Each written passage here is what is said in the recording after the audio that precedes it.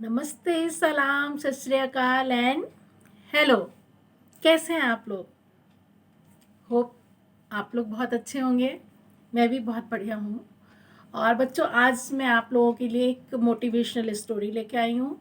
और इस स्टोरी से पहले आप लोगों की फ़िक्र है हमें, इसलिए मैं आप लोगों से कुछ कहना चाहती हूँ कि जैसा कि हम सभी को पता है कि पिछले 1-1.5 साल से इस तरह से पढ़ाई की व्यवस्था ख़राब होने लगी है।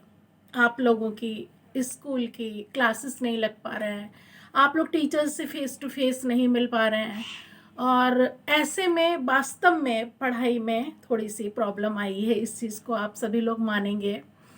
और लेकिन जब स्कूल खुले हैं 1-1.5 साल के बाद में, अभी बच्चे आने शुरू हुए हैं शिफ्टों में, तो मैंने एक चीज़ नोटिस की है कि अब बच्चों में वो बात नहीं है जो उनमें पहले हुआ करती थी। शायद आप समझ रहे होंगे इस चीज़ को। आप लोगों में वो चीज़ अब नहीं है।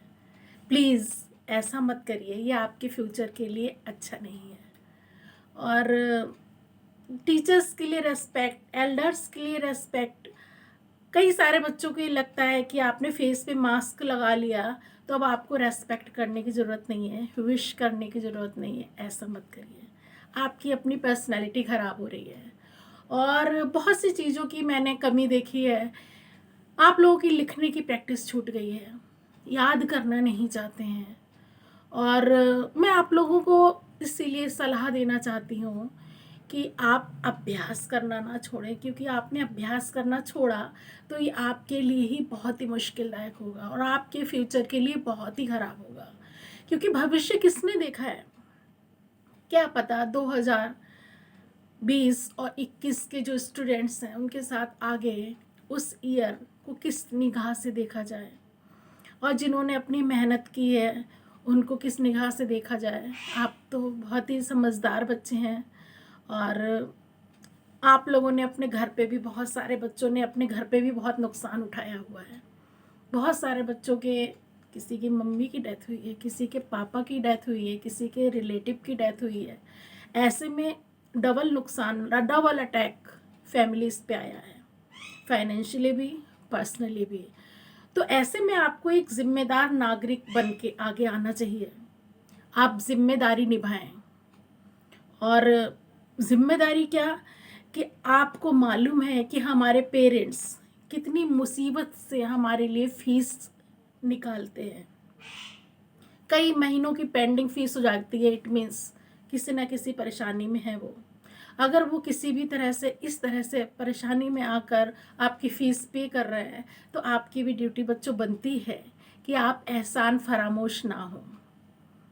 आप कम से कम अपने लिए कुछ करिए, क्योंकि आपके पेरेंट्स अपनी लाइफ जी चुके हैं।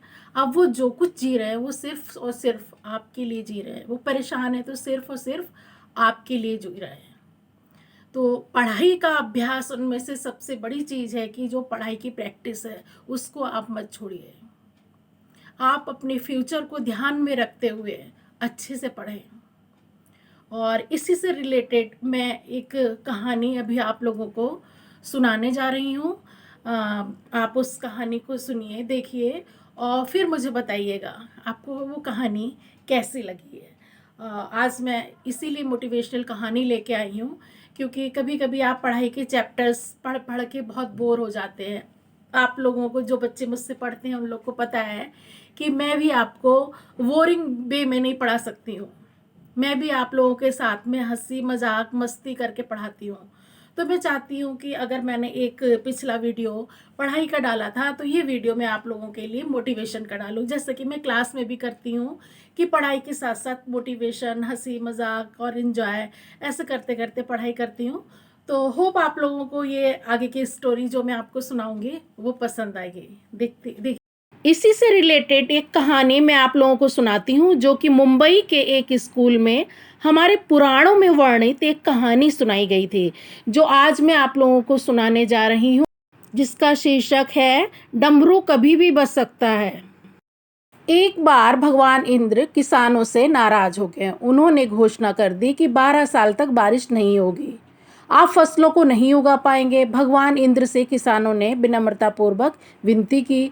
किसानों की विनती को देखते हुए इंद्र ने बड़ी चालाकी से बारिश ना होने का सारा श्रेय भगवान शिव के ऊपर डाल दिया और कहा बारिश तभी संभव है जब भगवान शिव अपना डमरू बजाएंगे।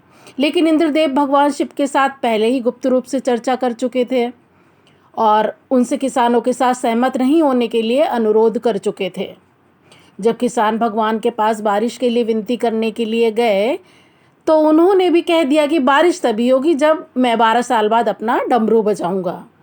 निराश होकर वापस लौटते किसानों ने 12 साल तक इंतजार करने का फैसला किया, लेकिन उनमें से एक किसान वापस लौटकर नियमित रूप से अपना काम कर रहा था, खेती कर रहा था, यहाँ तक कि बीज भी बो रहा था। अन्य किसानों ने ये देखकर किसान का मजाक उड़ाना शुरू कर दिया। कुछ किसानों ने उससे पूछा भी कि आप इतना समय ऊर्जा क्यों बर्बाद कर रहे हैं, जबकि आप जानते हैं कि 12 साल तक बारिश नहीं होने वाली। उस किसान ने जवाब दिया कि मुझे पता है कि बारिश के बिना मेरी फसल नहीं आएगी, लेकिन मैं ये सब केवल अभ्यास के रूप में कर रहा हूँ। 12 साल बाद फसलों को उगाने और खेतों में काम करने की प्रक्रिया को भूल जाऊंगा।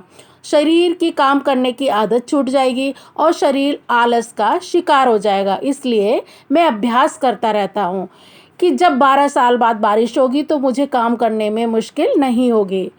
जब इस किसान की ये बात पार्वती जी को पता चली तो उन्होंने चिंतित होकर शिव जी से कहा आप भी 12 साल बाद डमरू बजाना भूल सकते हैं। ये सुनकर भगवान शिव भी चिंतित हो गए, इसलिए वो भी डमरू बजाना भूल तो नहीं गए। ये सोचा इसकी जांच करने के लिए उन्होंने अपना डमरू उठाकर बजाने की कोशिश करने लगे और कोशिश करते हुए जैसे ही डमरू की आवाज़ आई वैसे ही बारिश होने लगी। और जो किसान नियमित रूप से अपना काम कर रहा था, जब उस किसान का खेत फसलों से हरा भरा हो गया, लेकिन बाकी सभी इंतज़ार करते हुए जो बारिश के किसान थे उन सबको पछतावा हुआ, क्योंकि उन्होंने अभ्यास करना भी छोड़ दिया। बच्चों, आप लोगों ने देखा कि किस तरीके से उन किसानों को पछताना पड़ा, और मैं ये चाहती हूँ कि इसी तरह से कहीं आपको भी पछताना ना पड़े और आपकी लाइफ में भी ऐसा कोई पल ना आए कि आप लोगों को पछताना पड़े। और इसी के साथ हमारा आज का ये वीडियो समाप्त होता है। होप आपको वीडियो बहुत पसंद आ रहे होंगे हमारे, और आप एक कार्य ज़रूर कीजिएगा, आप लाइक बटन भी दबाएंगे, और जिन बच्चों ने सब्सक्राइब नहीं कर रखा है वो प्लीज़ सब्सक्राइब ज़रूर कर लें, और साथ में जो बेल आइकन है उसको भी टच कीजिए, जिससे कि जब हमारे वीडियो आएँ तो आपको तुरंत नोटिफिकेशन पहुंच जाए। इसी के साथ बाय बाय।